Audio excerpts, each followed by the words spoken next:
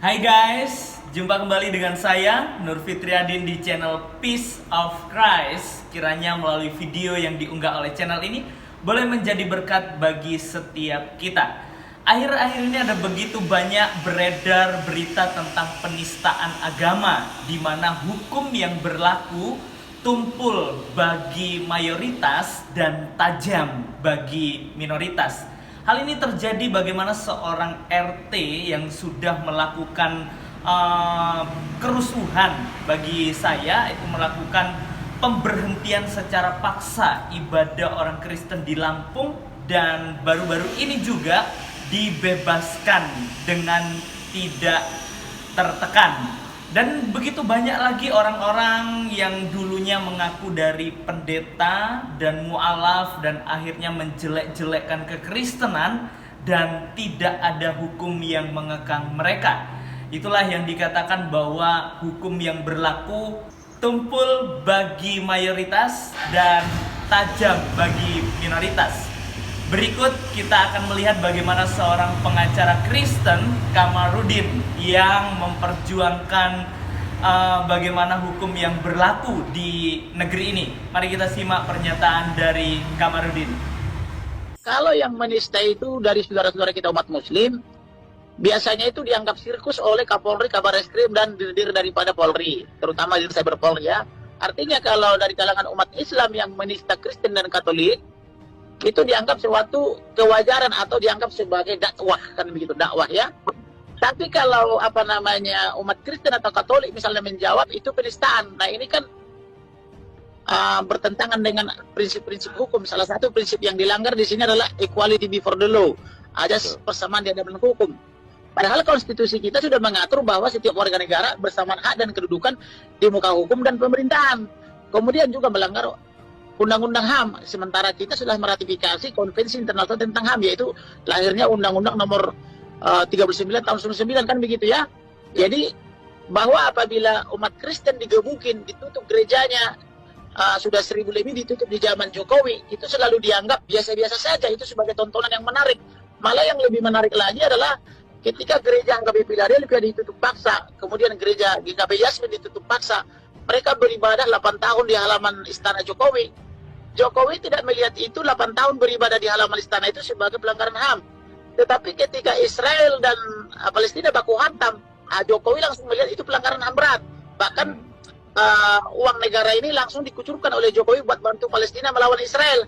Tetapi Jokowi tidak ada membantu gereja misalnya untuk membangun atau mendapatkan izinnya. Kemudian umat Islam itu bebas beribadah di mana-mana, apakah itu di masjid, apakah itu di musola, bahkan di jalanan, kan begitu, bebas mereka, dan itu tidak perlu izin. Tetapi umat Kristen dan Katolik saya perhatikan harus mendapatkan izin sesuai pasal 14 SKB 23 Menteri nomor 9 dan nomor 8 tahun 2006. Nah, ini yang tidak adil. Kemudian dalam mendapatkan izin ini, pertama harus ada pengguna 90 orang sesuai pasal 14. Yang kedua, harus ada izin daripada 60 orang atau masyarakat sekitar, atau dari umat muslim ya, harus ada persetujuan 60 orang di atas meterai 6.000 atau 10.000 sekarang ini.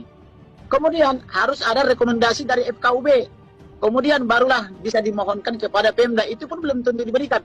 Dan terkadang sudah dapat itu semua, sudah dapat 90, dapat 60, dapat rekomendasi FKUB, sudah dapat IMB, itu bisa dicabut lagi IMB-nya karena ada yang menolak. Misalnya contoh satu kasus di Tangerang Selatan saya temukan ya, karena saya sering membela gereja dan pendeta. Itu sudah keluar IMB dengan cara sudah ada 90 orang pengguna, sudah ada 60 orang menentang dan semeterai, tetapi karena pasca keluar IMB mohon doa restu segera dibangun gereja di Tangerang Selatan itu, karena ada yang mengancam siapa yang telah memberikan izin atau yang 60 orang di atas meterai itu, kalau dia mati tidak dimandikan, tidak disolatkan, tidak ditahlilkan, maka mereka juga pada akhirnya mencabut kembali persetujuan di atas meterai itu. Akhirnya IMB yang sudah dikeluarkan wali kota Tangerang Selatan bisa dicabut kembali gitu loh. Jadi bagaimana berbangsa dan bernegara seperti ini, hak asasi manusia kita didasarkan pada tanda tangan orang di atas meterai, sedangkan kita ini bukan anak tiri daripada republik ini. Seperti saya lah misalnya, negara Indonesia ini berdiri karena peran opung saya. Itu selalu saya katakan kepada putra-putri Soekarno karena saya pengacara mereka. Negara Indonesia ini berdiri karena opung saya juga. Kalau ditangkap Belanda waktu itu berjuang, bahkan 2 diantaranya dibunuh. Jadi kami bukan anak tiri ya, tapi anak kandung juga kan begitu. Tetapi dalam perempuan Kristen, Katolik dan agama lainnya itu selalu dianggap bukan anak kandung. Yang dianggap anak kandung hanya saudara-saudara kita dari umat Muslim. Ini yang tidak adil. Nah, ini yang kita perjuangkan. Nah, ini kan pelanggaran HAM ini.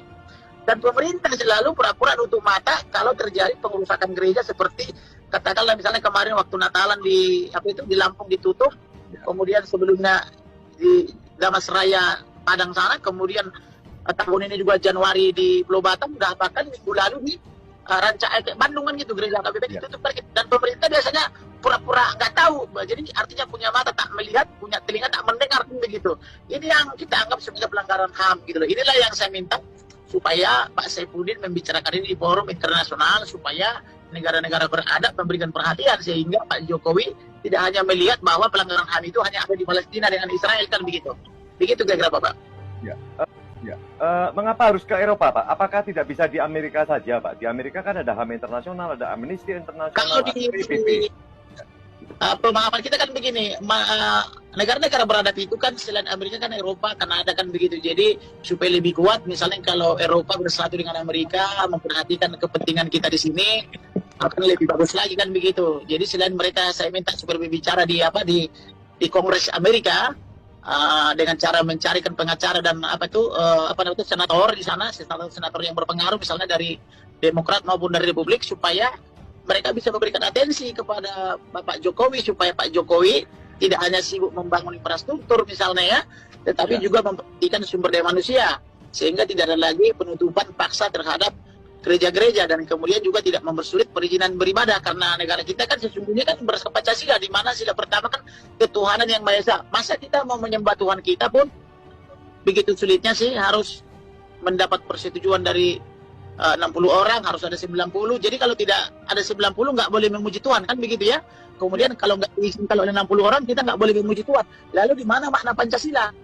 Sila pertama ketuhanan, sila kedua kemanusiaan yang adil dan beradab, sila kelima keadilan sosial. Di mana unsur keadilan sosial?